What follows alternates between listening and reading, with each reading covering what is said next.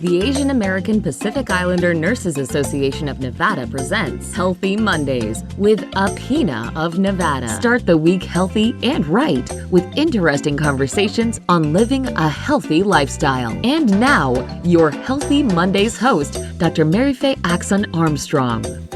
Aloha! Good evening. Magandang gabi po sa inyong lahat na imbaga sardam. Maayong gabi sa inyong tanan. I'm yours truly, Dr. Marife Aczon-Armstrong, founding president of the Asian American Pacific Islander Nurses Association of Nevada and professor in nursing at Roseman University of Health Sciences College of Nursing. And here we are again on a Monday night. Maraming salamat po sa inyong pakikinig sa aming programa. At patuloy na pagtangkilik sa Healthy Mondays. Talagang napakasaya namin at pinapanood nyo ang aming programa. So we're gonna start school already. Probably some schools already started, some next week and some next week. And really, I did not do any research about our topic tonight because we have an expert to talk about it. So we're gonna be talking stories. And do you know that August 2022 is National Immunization Awareness Month? So as we start our kids in school, I'm sure that they have to have all their immunization shots in order to be able to be present in school. The same thing with the nursing program. They need to complete all of their immunization, any healthcare providers that are in taking care of people. So I don't need any introduction for our guest tonight. He's been like a regular. He also have a regular chair now here at Healthy Mondays. Yes. And I'm so thankful for PHLV Radio, Johan and Flora for giving us this platform to talk about a very important topic tonight. And yes, and I know that pretty soon we're going to have Miki Chan from the Southern Nevada Health District to come back and talk about some of the regular immunizations that's required for our school. Kind of a little bit. But we wanted to catch Dr. Manas Mandal. Welcome again to Healthy Mondays. Please say hi to our listeners out there. Hi there. Thanks for inviting me once again. Marife and Johan and all the community members of PHLV Radio who are listening out there. Good evening. And once again, thanks for bringing me back on this platform. Yes, as you said rightfully that once again, we are beginning school in person after 2 years. Starting the school year, in-person school attendance for everyone. And in today's platform, I really want to emphasize the importance of immunization. All the required and recommended immunization by CDC. On top of that, please don't ignore, parents, please don't ignore of COVID-19 vaccination to your children. Be prior to sending back to the school if you already haven't done that. Because as of earlier this week, I think around Tuesday or so, CDC changed its guidelines for attendance of school and related to the COVID-19 infection, meaning test to stay, that protocol that students need to get tested regularly to ensure they do not have infection so that they can attend to school is taken off by CDC. CDC's approach at this point regarding COVID-19 is more as it necessary, as it needed basis, and looking at the facts on the ground, which is a good move. Personally, I believe, and many other scientists, immunologists, clinicians welcome this move that we do not need to have a nationwide or a statewide mandate. But it is up to the parents, up to the students, how they will protect themselves against this still ongoing infection, particularly Omicron's new variant, BA.5. That is the most predominant COVID-19 infection nationwide and internationally. I think Manas, the big question that a lot of our listeners out there and a lot of people all over the world is asking, should I still be wearing my face mask?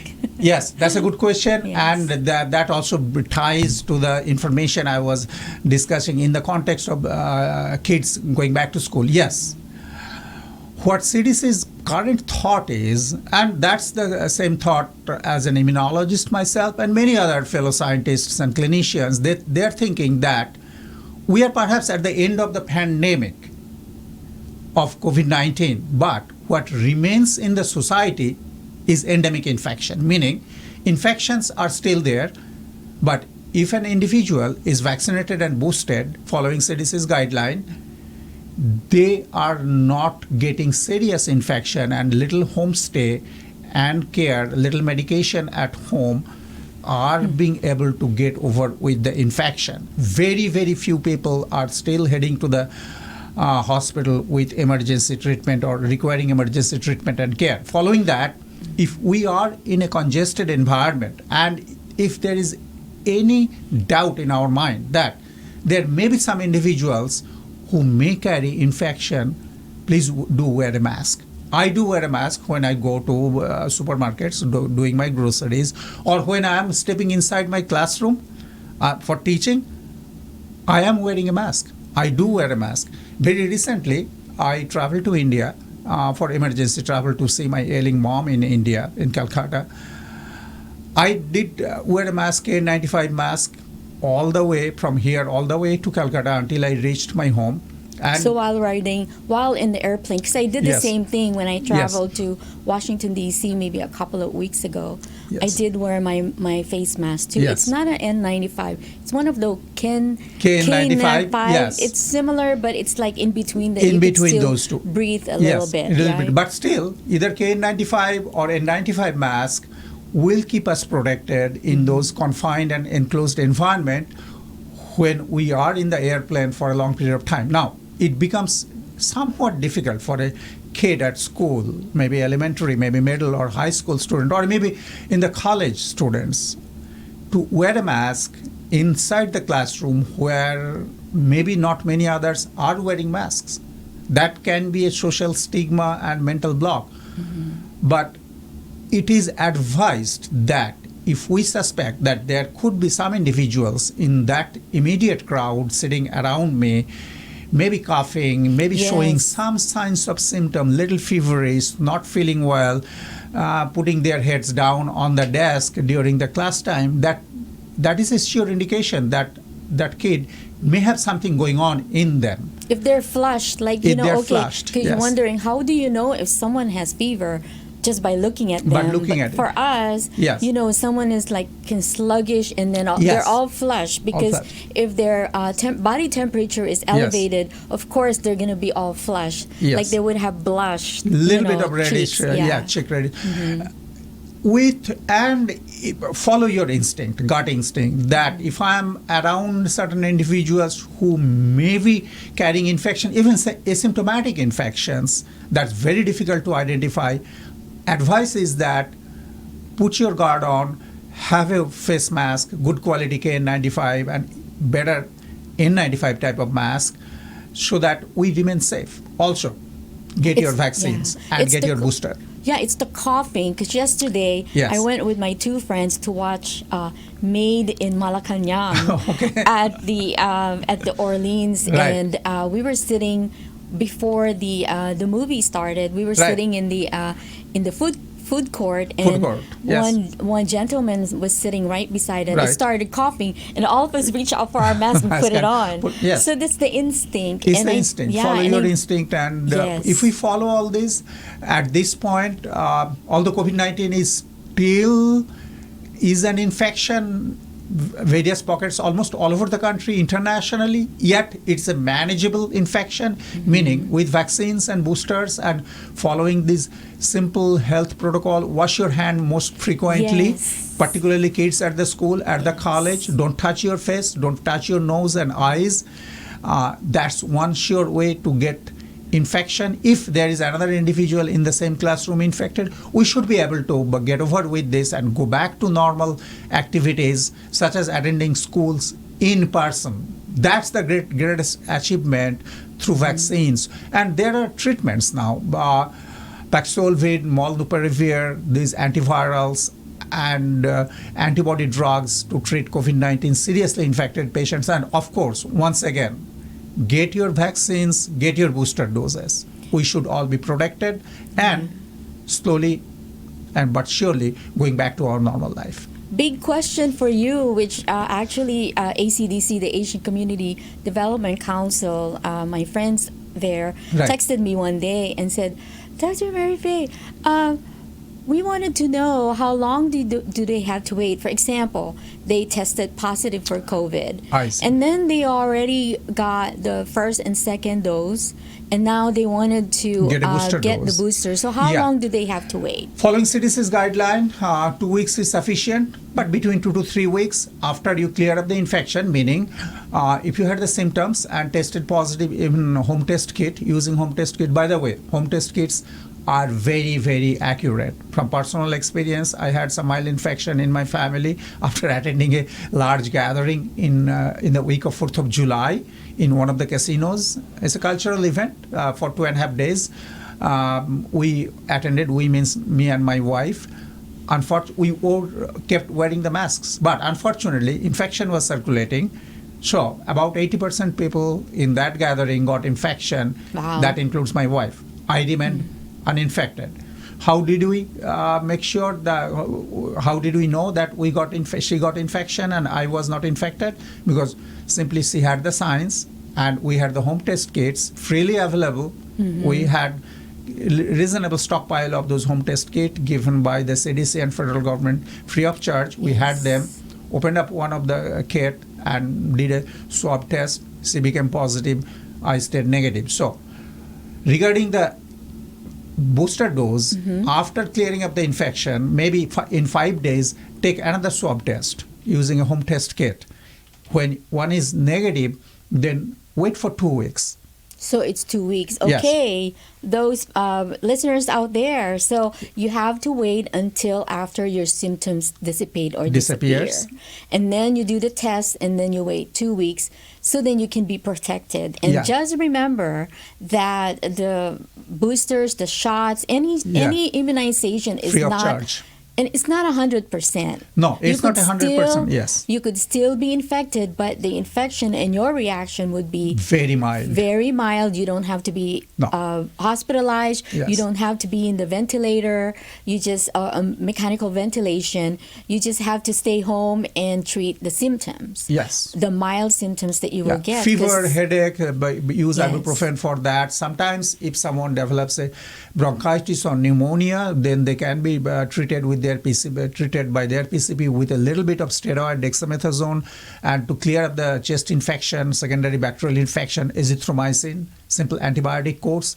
That will take care of the mild infection, but majority do not need any treatment. For example, my wife, she never needed any treatment. You just need Just home treatment test. for the fever, Yes. treatment for the cough, right? Yes. So little home rest, drinking plenty of water, bed rest. In 5 days, the infection should be cleared, and you can go back to work without any apprehension of spreading the infection after doing a home negative test and wearing a mask.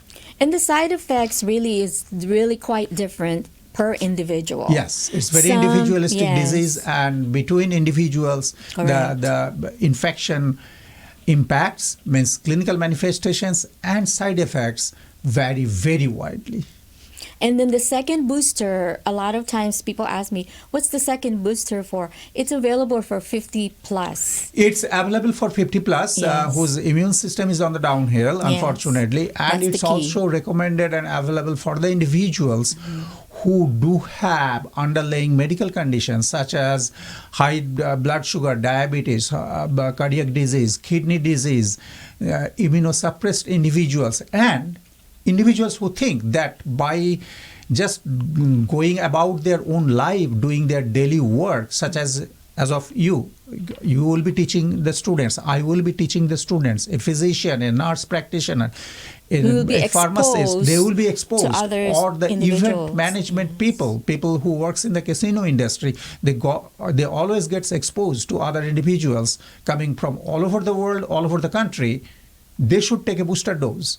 Anyone who will have an interaction with another individual In Yes. close contact and continuous basis, they should all take a second booster dose. For example, I will be traveling again to India for my Fulbright scholarship, as you know, Marife. Yes. I'll be traveling to India for a month in the first week of September, staying in India for the next month. I'll be coming back to US in first week of October. So perhaps in next week, I'll schedule an appointment for my second booster dose in a span of about 11 months since I got my first booster last year.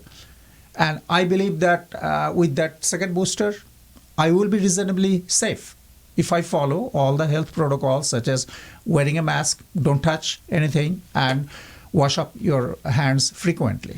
So for immediate information, for inquiry minds want to know, so if they get the first and second dose, how long do they have to wait from the second dose to the first booster? Second dose to first booster, the guidelines, CDC guidelines came out earlier this year when they found that after two original doses of the vaccines, that were lasting about 4 to 6 months for good protection. So in about 6 months' time, after the second shot of the original vaccine regimen or the injections, their immunity was going down. And that has been observed all over the world, just not in US. So at that point, CDC came up with a guideline that why don't we get a first booster dose if one's immunization is past 6 months. That's why it's called booster. That's why it's called a boost booster. your immune system. Yes, we right? just want to boost our immune system so that we remain at a high level of protection for next 6-8 months, for a year. It's about a year for me. And I still, thank goodness, touch wood, I haven't got infection. At least I do not know of any symptomatic infection in me, although I started traveling across the globe, other part of the world. In India I traveled. I started traveling to teach in our Utah campus, and I taught in person to our Henderson campus students. So, and I'm going to the groceries and other events in a little controlled fashion, wearing masks. But I believe with my booster dose and taking required precautions such as much I can stay a little bit in distance, maintaining the physical distancing, 6 feet away or so, and wearing a good quality KN95 or Face N95 mask, I stayed healthy. And I will remain healthy, I believe, if I get my second booster dose for another year. And sometimes for me, I'm speaking for myself and my own theory here. Right. When I probably get exposed to someone who have the flu or for example, or any virus, Yes. I can feel it because my immune system is fighting it. Like I would have don't you think you would have like runny nose, or little feverish, yes. and then achy body, and I said, little what's headache, going maybe. on with me? Yes. And then I would say, and then all of a sudden the next day I'm back to normal. And I said, good soldiers, they fought for me, my immune system. Essentially, that's what happens in us when we got the vaccination and we boosted our immune response, such as our antibody responses, particularly with a booster dose, we will remain protected. So, summary is that we are in a much better place compared to last year, and thinking of beginning of this infection about little over 2 years now. This November actually will be the 3rd year in completion, but worldwide this infection is reasonably well under control, and it all depends on us now whether we are vaccinated and boosted and following simple health protocols such as wear a mask, maintain distancing, wash your hand, and do all the necessary precautions, what we always did to keep us protected against any infection. Yes. And an annual concern that we have is the flu season. Yes. So besides the COVID-19 vaccinations that we are talking about right now. Right. Here comes the flu Flu season. season. And then every year you need to get it because the variants, every yes. year is a different variant. That's so right. the vaccination you got last year might not be able to protected protect you with this the new year. variant that's coming in during Yes. this flu season. So this is the flu Yes. season starting, and flu vaccines should be already in the pharmacy. Please do get your annual flu shot. Maybe along with that, you can get a booster dose of COVID-19. Yes. And can they be taken at the same time?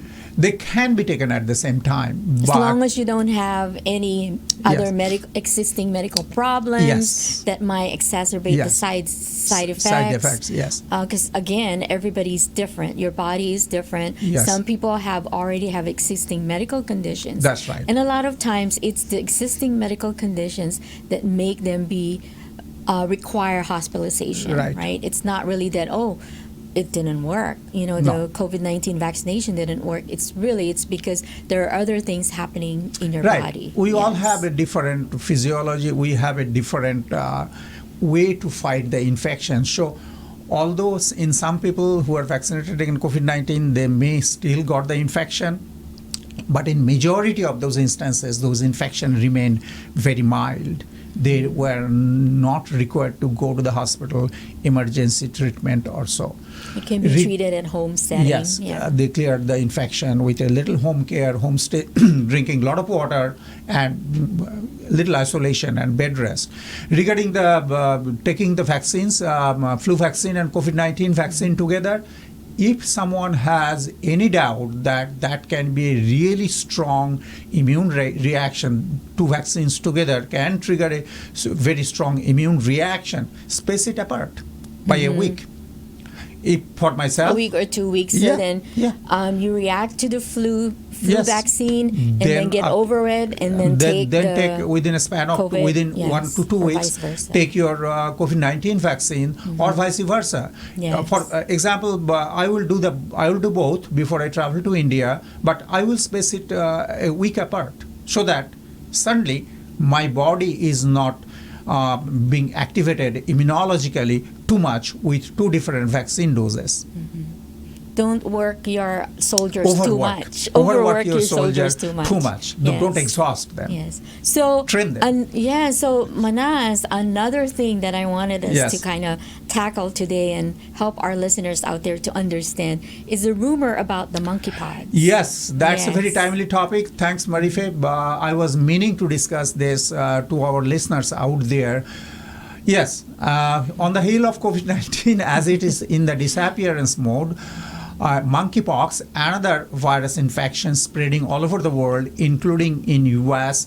At this point, the CDC data on monkeypox is over 10,000 U.S. population or folks in U.S. got this infection. I guess for those who have not heard what it is, what is monkeypox? Let me bring a Yeah. little bit, give you the background. So yes. monkeypox, unlike COVID-19, monkeypox is an old infection. We have known about monkeypox for last 50 years. Where it was found, it was primarily located in Central and West African countries, meaning this is a cousin of smallpox that used to infect us, but during 80s, through the vaccination, smallpox has been declared eradicated in human. But its cousin, monkeypox, remained in the wild in monkeys. So around 70s through 80s and 90s, monkeypox has been found in African countries, particularly West and Central African countries. Infection jumped from an infected monkey when an individual, human being, handled that wild monkey for various purposes, for taming it as a pet or sometimes as a game. So the transmission Transmission so it is occurred. contact-mediated transmission from a wild monkey who had been carrying that virus in itself, and when an individual human being caught that monkey for various reasons, they gotten exposed to that virus, and usually it contained within that same individual. It did not spread that much. But what happened this time in a span of after 50 years of those observations, that yes, very small monkeypox viruses transmitted into human being who came in close contact. This time what happened, no one is very sure, but this is the most plausible reason. Someone like that individual in Africa who caught the virus once again from a wild animal perhaps traveled to Europe.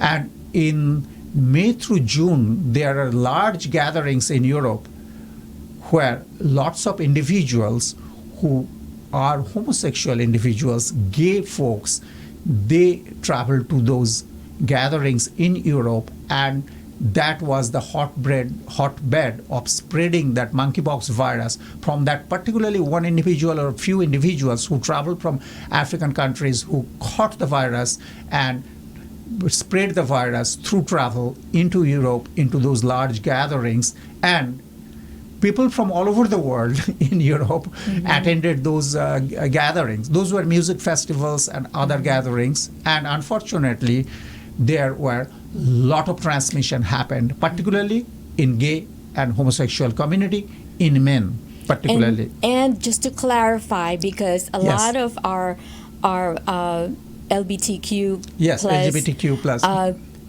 population are Right. very upset about Yes. the rumor that it started with the gay population. So it's not necessarily, Not that necessarily. it started with the gay population. Listen. Just to clarify that, Yes. and just to take out that rumor. Yes. It, as Manas is it's a- saying, it started with the monkeys. It's a Yes. virus always It's a found virus. in the nature, Yes. in wild animal, in monkey this time, and always, and somehow that jumped the species barrier from an infected monkey or a carrier monkey. It infected its human contact, and that human then transmitted to a large number of individuals. Unfortunately, it also transmits very well through unprotected sexual contact between men. But that cannot identify that this is a sexually transmitted disease. CDC and World Health Organization does not consider monkeypox transmission is a STD, sexually transmitted disease. Just like HIV, right? No. It's not the And same it as is HIV. not Yes. exclusively found in gay or homosexual individual, but it is mostly confined in those individuals. That also states that one sure way to transmit this monkeypox virus infection is homosexual activity between men.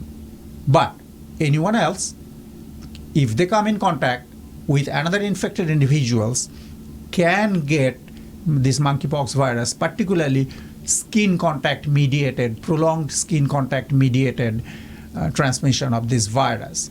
This virus can also be transmitted via infected individuals sharing their towels, their toothbrushes. So if someone is suspected of having monkeypox virus infection, symptoms are fever, headache, and body aches, malaise, and lethargy.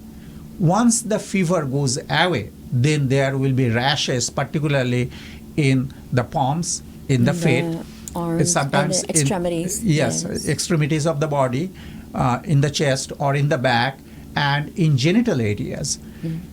So this infection, body clears this infection in 2 to 3 weeks. But once there is a little bit of rash, and rash ends up in the scabs, those who are the most infective time. If someone gets in skin contact with another infected individual around that time, that person can catch this virus. But fortunately, this is not as lethal as COVID-19, and this does not spread as badly as COVID-19. So we should. So I guess my other question is: should we be worried, especially here in Nevada? Well, we have the Las Vegas Strip. Yes. Should we be worried about it? We should not be worried, but we should take adequate precaution, and we should be watch out for our good healthy practices like anything else, because there has been a identified infection in Las Vegas. One individual who happens to be a member of the gay community That's what it came from, that rumor that it started. Yes. That has been identified by the Southern Nevada Health District. So we should not be overly worried about it. But we just have should to be vigilant. Vigilant and careful about who is our sexual partner, and be careful about that encounter or engagement, particularly with homosexual activity with other men at this time, particularly knowing that this is an infection spreading rapidly within the gay and homosexual community. Yeah, thank you, Manas, for giving us all of this information, this data and information, so we can be aware how to protect ourselves, and at the same time to stop people from worrying about traveling, because travel, if I have enough money to travel every day, I would. Love to travel the world. Yes, I love to travel the world. So I think that it is about time to stop worrying about things. These things. Now, just like in Hawaii, I spent a month in Hawaii. Yeah, so that's now, fantastic. Yeah, there's Tell no us your experience restrictions in Hawaii anymore, right? Yeah. And I'm looking forward to. I found out. I don't know if I shared with you, Manas. I'm excited that you're going to India. India, yes. And then my turn next year. I just found out last Thursday that my paperworks are being processed, and that once I get my ticket in January, I'm going to Uganda, Africa so next again. year is your turn.